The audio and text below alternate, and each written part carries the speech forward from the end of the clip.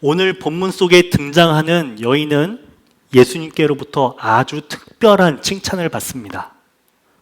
여자여, 내 믿음이 크도다.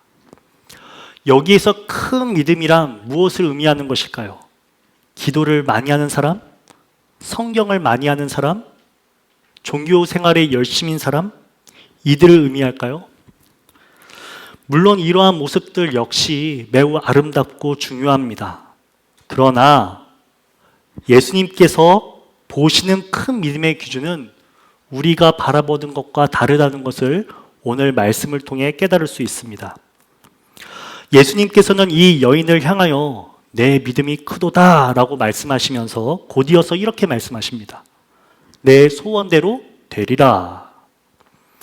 그리고 그때로부터 그녀의 딸이 낳았다라고 기록하고 있습니다. 사랑하는 성도 여러분, 우리는 지금 무슨 기도 제목, 어떠한 소원으로 예수님께 나아오셨습니까? 가정의 문제일 수도 있고, 자녀의 문제일 수도 있고, 신분의 문제, 건강의 문제, 관계의 문제일 수도 있습니다. 아무에게도 말하지 못했지만 오랫동안 품어온 기도 제목들이 각각 있으실 것입니다. 오늘 예수님을 만나 소원을 이루었던 한 여인처럼 우리도 주님을 만나고 은혜를 경험하는 몬트리올 한인감리교회 모든 성도님들 되시길 축원합니다.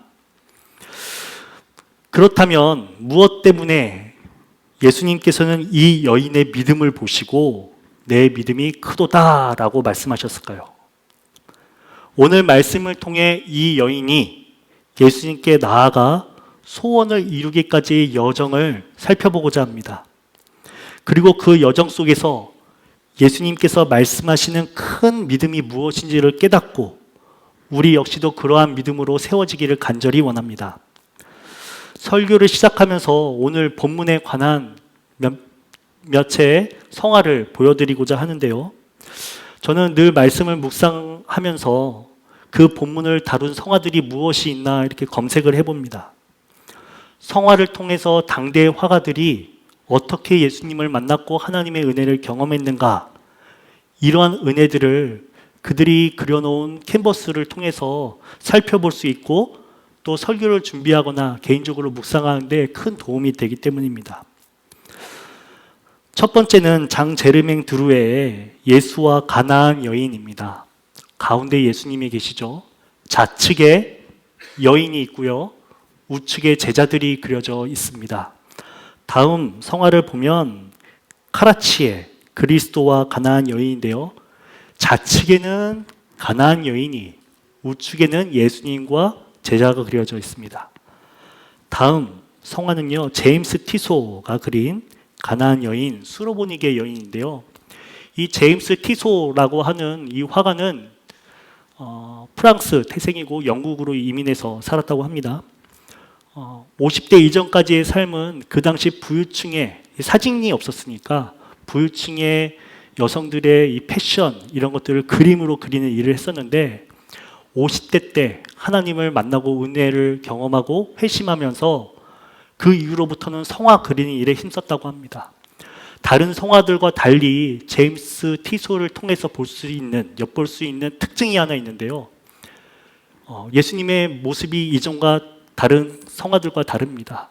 그 이전의 역사 속에서 그려진 유명한 성화들은 하느님을, 예수님을 거룩하게, 화려하게 성만을 그리면서 그리는데 이 제임스 티소는요, 이 성화를 그리기 위해서 이스라엘, 고대 근동사회, 팔레스타인에 여러 번 갔다고 해요.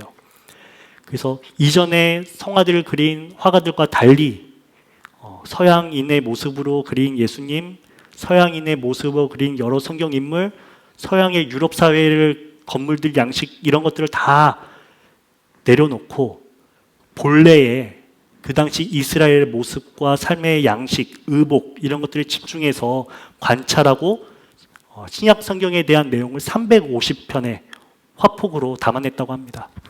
이 보시게 되면 가나안 여인의 모습이 좀 다르죠. 가나안 땅 이방인들의 모습으로 피부색도 다르고요. 예수님의 피부색도 다르게 그려놓았습니다. 제임스 티소만의 독특함이고요. 마지막으로 보여드릴 성화는요, 라스트만이 그린 그리스도와 가나안 여인입니다. 빛의 화가 렘블란트의 스승이라고 불리우는 라스트만인데요. 이 네 점의 이 성화를 중심으로 보면 공통된 구도들이 있습니다. 그림의 중앙 혹은 가장 낮은 곳에 여인이 흙먼지를 뒤집어 쓴 채 예수님의 발치에 앉아서 울부짖고 있는 모습이 그려져 있고요. 그녀의 얼굴에는 딸을 살려야 한다는 절박함, 처절함이 담겨져 있습니다. 반면 그녀를 둘러싼 제자들의 표정, 얼굴을 보시면요, 몹시 불쾌한 표정을 보실 수 있어요. 손짓으로 여인을 쫓아내려 한다든지 예수님께 깁속말하면서 불평하는 듯한 표정이 화폭에 잘 담아져 있습니다. 그렇다면 예수님의 모습은 어떠한가요? 놀랍게도 많은 성화 속 예수님의 평화는, 예수님의 그 표정들을 살펴보면 차갑고 시선을 다른 데 돌리고 있거나 굳은 얼굴로 여인을 바라보고 있는 모습으로 네 점의 성화에 그려져 있습니다. 우리가 알고 있는 따뜻한, 자비롭고 우리를 사랑하시는 목자 되신 예수님과 거리가 멀어 보이는 듯한 모습입니다. 매우 낯설고 당혹스럽게 다가오는데요. 왜 예수님께서는 이토록 간절한 여인에게 비정하고 냉정한 모습으로 대하셨는가? 오늘 우리는 이 당혹스러운 만남 속에 감추어진 구원의 신비를 살펴보고자 합니다. 그리고 그 구원의 신비 속에 큰 믿음이 있다라는 것을 발견하게 되기를 원합니다. 21절 말씀에 이렇게 시작되어집니다. 예수께서 거기서 나가사 두로와 시돈 지방으로 들어가시니. 마태복음 15장을 보면요, 지금 가나안 여인을 만나기 직전에 한 가지 사건이 더 기록되어 있습니다. 예수님께서는 종교 지도자들, 그 당시 바리새인들, 서기관들과 큰 논쟁을 하시게 되는데요. 제자들이 손을 씻지 않고 음식 먹는 것을 보고 유대인들이 정결 예식을 어겼다면서 비난하기 시작합니다. 이에 대해서 예수님께서는 이렇게 말씀하십니다. 입으로 들어가는 것이 사람을 더럽게 하는 것이 아니라 입에서 나오는 그것이 사람을 더럽게 하는 것이다 라고 말씀하시며 일침을 가하십니다. 거칠에 전통에 얽매여서 이미 마음이 하나님에게서 멀어진 유대 종교 지도자들의 완악함을 예수님께서는 지적하십니다. 그 답답하고 끈질긴 논쟁을 뒤로하고 예수님께서는 거기서 나가사 어디로 향하십니까? 이방의 땅인 두로와 시돈으로 들어가시게 되셨습니다. 병행 본문이고 가장 앞서 쓰여졌다고 여겨지는 마가복음에서는요, 동일하게 한 여인에 대해서 기록하고 있는데 이 여인에 대해서 헬라인이요 수로보니게 족속이라고 기록하고 있습니다. 그런데 마태복음에서는 이렇게 기록하지 않고 굳이 가나안 여인이라고 합니다. 마태복음은 누구를 위해 쓰여진 복음서입니까? 유대인들입니다. 예수님을 믿는 유대인들을 향해서 복음을 전하기 위한 목적으로 쓰여진 복음서가 마태복음인데요. 역설적으로 유대인들이 가장 싫어하고 혐오하는 대상인 가나안 지역의 그 여인을 오늘 이 시간 마태복음의 성서 기자는 기록하고 있습니다. 철천지 원수와도 같은 껄끄러운 존재, 마태가 굳이 이 여인을 가나안 여자라고 명명한 것은 독자들로 하여금 가장 적대적이고 구원받을 자격이 없다라고 여겨지는 이방인의 이미지를 하기 위함이었습니다. 왜 예수님께서는 이 여인에 대해서 침묵하셨을까요? 왜 계속해서 거절하셨을까요? 오늘 본문을 자세히 살펴보면 세 가지 거절의 모습이 나오는데요. 첫 번째는 23절 말씀입니다. 우리 다 같이 한번 읽어보실까요? 시작. 예수는 한 말씀도 대답하지 아니하시니 제자들이 와서 청하여 말하되 그 여자가 우리 뒤에서 소리를 지르오니 그를 보내소서. 아멘. 이 장면은 마가복음에는 없는 마태복음에만 나오는 장면입니다. 예수님께서는 철저하게 침묵하십니다. 없는 사람 취급하십니다. 이 여인의 심정에서 얼마나 비참하고 무안할까요? 오히려 곁에 있던 제자들이 예수님께 청합니다. 그 여자가 우리 뒤에서 소리 지르오니 그를 보내소서. 제자들의 이 말 역시도 긍휼에서 나온 말은 아니었습니다. 보내라는 게 빨리 고쳐주고 보내라고 하시는 건지 쫓아내라고 하시는 건지 명확하게 나와 있지는 않지만 이 말 한마디에는 아주 혐오하는 그런 마음이 담겨져 있는 것 같습니다. 이 성화를 한번 보실까요? 이 제자들의 모습의 표정들이 나와 있는데요. 매우 귀찮은 듯한 표정과 귀찮은 듯한 손짓으로 그 여인을 가리키고 있습니다. 유대 사회에서 이방 여인들이 이 랍비를 향해서 오는 것을 금기시했다고 합니다. 수치로 여기고 성가신 일이었다고 합니다. 이러한 제자들의 요청에 예수님은 무엇라 말씀하실까요? 혼내셨을까요? 아닙니다. 24절입니다.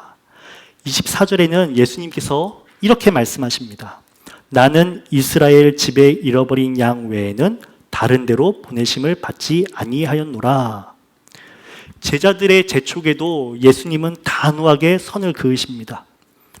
이 24절에 대해서 유진 피터슨의 메시지 성경에서는 이렇게 의역했는데요. 나는 이스라엘의 잃어버린 양을 대하는 것만으로도 바쁘다. 이는 무슨 말입니까? 지금 바쁘니 너희를 지금 상대할 시간이 없다라는 거죠. 이 말에는 유대인과 이방인이라고 하는 경계가 놓여져 있고 그리고 그 우선순위, 구원의 우선순위에 대해서 예수님은 말씀하시는 겁니다. 그럼에도 불구하고 여인은요, 포기하지 않습니다. 나를 도우소서라고 매달립니다. 그러자 마지막으로 예수님께서 더 강렬한 표현으로 말씀하시는데요. 26절입니다. 대답하여 이르시되 자녀의 떡을 취하여 개들에게 던짐이 마땅하지 아니하니라. 자녀와 개와 식탁의 비유를 통해서 말씀하시는 거죠. 자녀들이 누구입니까? 유대인들을 가리키고 개들은 누구입니까? 이방인을 가리킵니다. 성화를 보시게 되면 예수님 역시도 여인을 향해서 손짓으로 막으시고요. 등을 돌리시고요. 그리고 무어라 훈계하시는 모습으로 단호한 표정으로 그려져 있다는 것을 성화를 통해 살펴볼 수 있습니다. 당시 유대인들은 이방인들을 매우 경멸하였다고 합니다.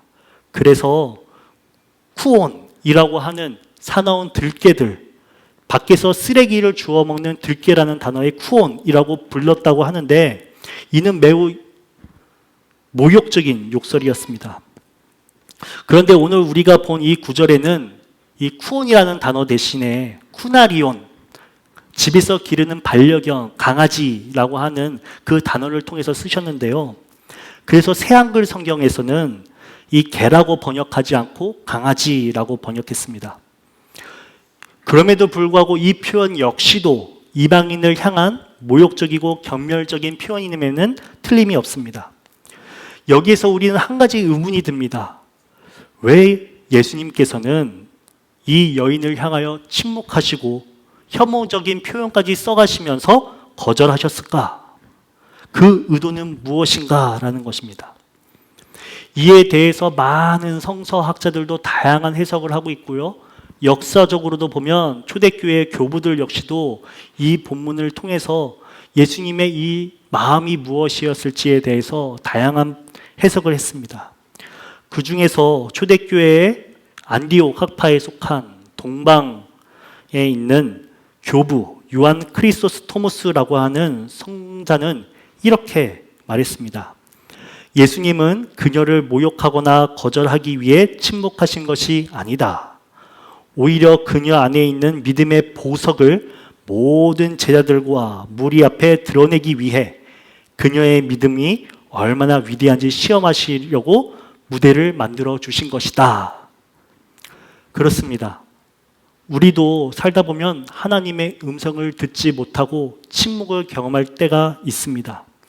아무리 부르짖어도 응답이 없고 과연 이 침묵 속에서 나는 하나님의 자녀가 맞는지 헷갈릴 때도 있습니다.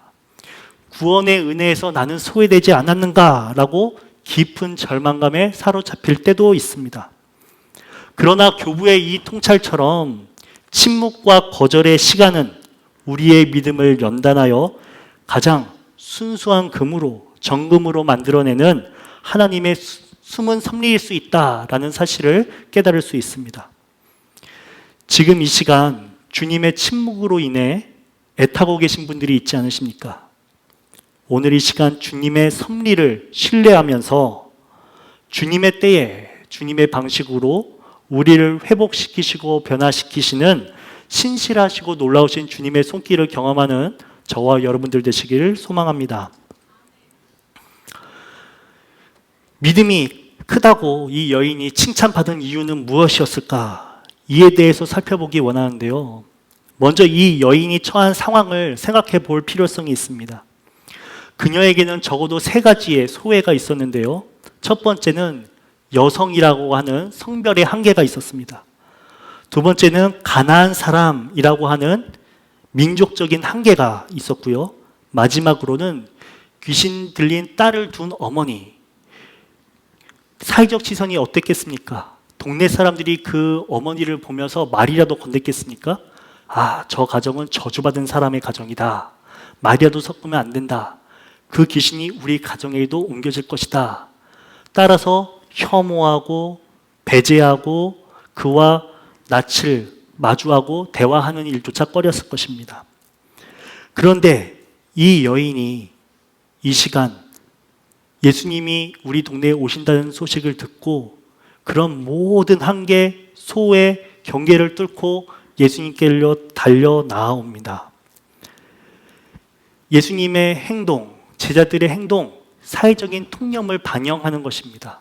아, 저기에 더러운 여자가 온다. 얼마나 행색이 누추했겠습니까? 그를 귀찮게 여기며 보내버리자 제자들은 이야기합니다.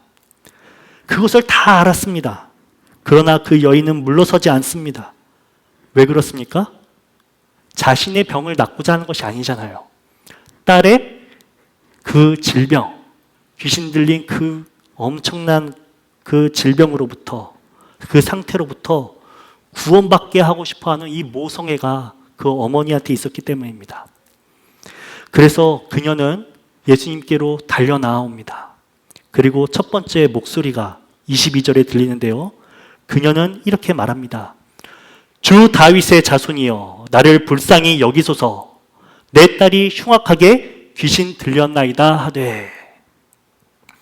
본문에서는 그녀가 단순히 말을 전했다라고 기록하지 않습니다. 소리를 질렀다라고 기록합니다. 그리고 놀랍게도 그녀는 예수님을 향하여 주 다윗의 자손이여 라고 고백합니다. 유대인들은 그 당시 하나님을 잘 알고 율법학자였던 사람들은 예수님이 누군지조차 모르고 배제하고 혐오하였는데 이방 여인이었던 사람은 예수님을 메시아로 알아보고 다윗의 자손이여 라고 고백을 합니다. 그리고 나를 불쌍히 여겨달라 궁유를 구합니다. 그러나 예수님은 처음부터 아무 대답도 하지 않으십니다. 포기할 법도 한데 여인은 돌아가지 않습니다. 다시 한번 주님께로 나오는데요. 25절에 두 번째 여인의 목소리가 들립니다. 다 같이 한번 읽어볼까요? 시작. 여자가 와서 예수께 절하며 이르되 주여 저를 도우소서. 성화 속의 여인의 모습을 한번 바라보시기 바랍니다. 그녀는요, 오직 예수를 오롯이 바라봅니다. 납작 엎드려서 두 손 모아 간절히 구합니다. 첫 번째에는 멀리 소리쳤다면 이제는 예수님께로 나와 절하며 나아갑니다. 예수님 앞에 엎드립니다. 말도 짧습니다. 절박한 기도는 때로는 이렇게 길지가 않습니다. 상황이 너무 힘들면 많은 말을 할 수 없잖아요. 그저 이렇게 말합니다. 주여 저를 도우소서. 이것이 전부였습니다. 그러나 자신에게 돌아오는 주님의 음성은 어떠합니까? 더 차갑게, 더 강렬한 표현으로 예수님은 자신을 향해서 말씀하십니다. 자녀의 떡을 취하여 개들에게 던짐이 마땅하지 아니하니라. 절망적입니다. 절망을 넘어서서 자신을 혐오하였기에 분노할 수도 있었던 상황입니다. 자리를 박차고 저주하고 떠날 수도 있는 상황이었습니다. 그런데 이 지점에서 여인의 모습은 남다릅니다. 그리고 세 번째 마지막 목소리가 들려오는데요. 27절입니다. 다 같이 읽어볼까요? 시작. 여자가 이르되 주여 올소이다마는 개들도 제 주인의 상에서 떨어지는 부스러기를 먹나이다 하니.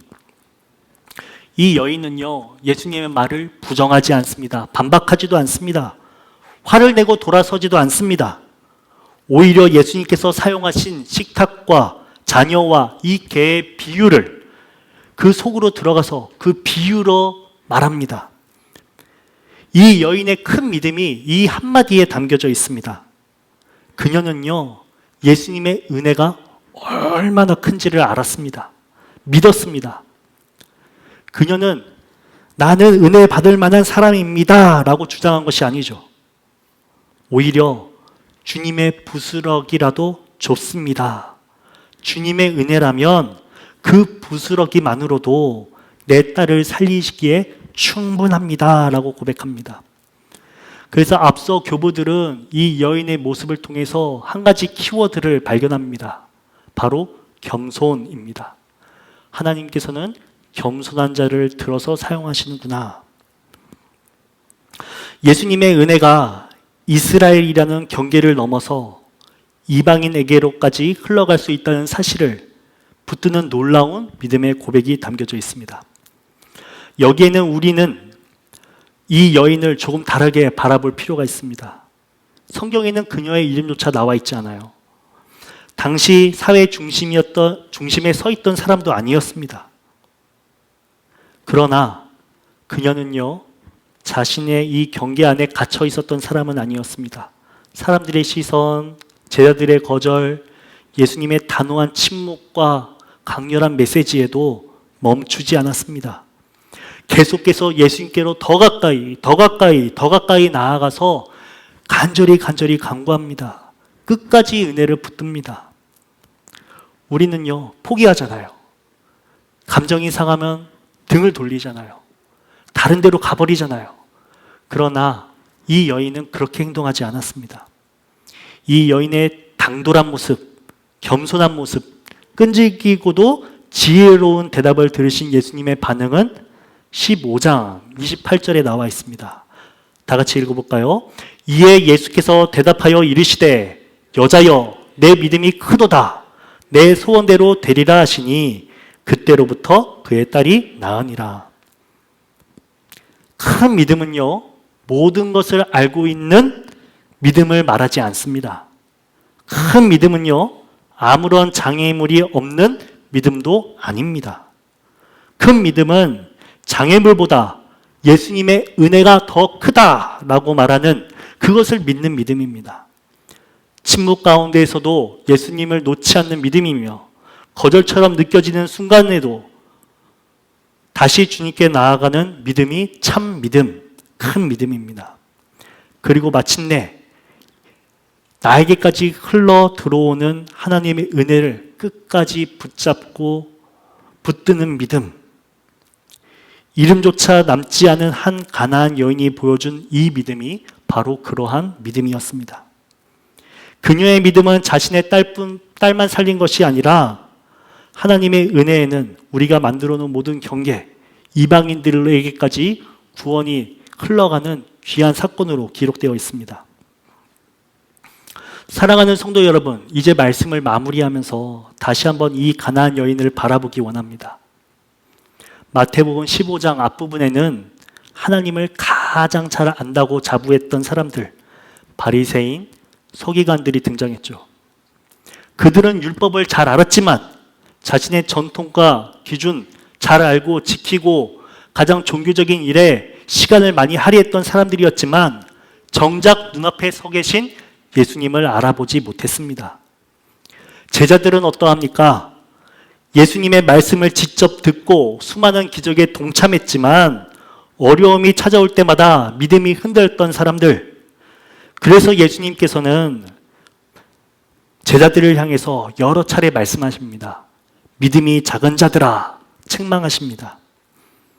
그런데 오늘 예수님께서 네 믿음이 크도다라고 칭찬받았던 그 사람은 어떤 사람입니까? 성경을 많이 알았던 사람입니까? 이스라엘 백성도 아니었습니다. 하나님을 알지도 못했던 사람입니다. 유다인들이 멀리했던, 혐오했던 이방 땅의 한 가나안 여인, 저주받았다고 여겨졌던 그 여인이 오늘 예수님께 큰 칭찬을 받습니다. 성경에는 예수님께 이러한 큰 믿음이다 라고 불린 칭찬을 받은 사람이 두 사람이 등장하는데요. 마태복음 8장에 나오는 로마의 백부장의 믿음이고, 바로 두 번째는 오늘 본문 속에 등장한 가나안 여인입니다. 놀랍게도 둘 다 이방인입니다. 하나님의 백성이라고 잡아든 그 사람들 밖에서 오히려 큰 믿음이 발견된 것입니다. 예수님께서 말씀하십니다. 여자여, 내 믿음이 크도다. 내 소원대로 되리라. 그 순간 딸이 나았습니다. 저는 이 장면에서 예수님께서 제자들을 향해 하시는 이 말씀이 이렇게 다가옵니다. 보아라, 이 여인을 큰 믿음을 바라보아라. 이 제자들, 아까 어떤 모습이었습니까? 여인을 귀찮아하며 보내버리자 했던 사람들이었습니다. 그런데 지금 몇 마디, 딱 세 마디만 나누었는데 예수님께서는 바로 그 여인을 제자들 앞에 세우시고 큰 믿음의 사람이다 라고 칭찬하십니다. 제자들이 배워야 했던 것은 바로 이것이었습니다. 하나님의 나라는 우리가 생각하는 것보다 훨씬 크십니다. 우리가 밖에 있다고 생각한 사람들에게도 하나님의 은혜가 먼저 임합니다. 우리가 믿음이 없다, 가난하다 여겼던 그 사람들이 도리어 큰 믿음을 발견할 수 있던 사람들이었습니다. 오늘 예수님께서 우리에게 말씀하십니다. 보아라, 이 여인의 큰 믿음을 보아라. 우리 교회는 8월 선교와 사명의 달로 지키고 있습니다. 선교, 우리가 가진 것을 가지지 못한 사람들에게 전하는 것이 선교입니까? 베푸는 것이 선교입니까? 아닙니다. 하나님께서 주신 은혜를 흘려보내는 것입니까? 그것도 아닌 것 같습니다. 오늘 말씀을 살펴보면 우리가 복음을 전하려고 간 바로 그곳에서 오히려 그 선교지에서, 이방에서, 가난하고 열악한 그 땅에서 배울 수 있다, 나보다 더 큰 믿음이 있을 수 있다는 것을 발견할 수 있다는 것을 오늘 예수님께서는 우리에게 알려주고 계십니다. 우리가 만나러 간 그 사람들에게서 더 간절한 믿음을 발견할 수도 있고, 우리가 이미 가기 전부터 신실하게 역사하셨던 주님의 일하심을 발견할 수 있습니다. 가나안 여인이 바로 그러한 사람들이었습니다. 제자들은요, 자신들이 예수님을 다 알고 있고 함께하고 있으니 이 여인을 잘 모르겠지라고 생각했겠지만, 정작 예수님께서는 이 여인을 통해 제자들에게 참된 믿음이 무엇인지를 학습하고 계십니다. 이것이 바로 선교의 신비입니다. 선교는요, 단순히 우리가 하나님을 가지고 세상으로 향하는 것이 아니라 우리보다 먼저 세상 가운데 가 계신 하나님을 발견하고 하나님의 역사에 참여하는 것입니다. 사랑하는 성도 여러분, 우리가 세워놓는 여러 경계가 있습니다. 가치관과 고정관념이 있습니다. 하나님의 사랑은 이 모든 것을 뛰어넘습니다. 우리가 생각하는 것, 그것보다 하나님의 은혜는 훨씬 더 크십니다. 오늘 이 시간 교회의 담장 너머를 바라보고 우리와 다른 사람들에게 마음의 문을 열어줄 수 있는 공동체로 세워지기를 원합니다. 누군가에게 하나님을 가르쳐 주겠다는 마음만이 아니라 이미 일하고 계신 하나님을 발견하고 그들을 통해서 배우는 겸손한 교회 되기 원합니다. 보아라, 저 여인의 큰 믿음을 보아라. 오늘 이 말씀을 품고 우리보다 먼저 세상 가운데 가 계시는 하나님을 따라 선교와 사명의 길로 기쁨으로 가는 저와 여러분들 되시길 간절히 원합니다.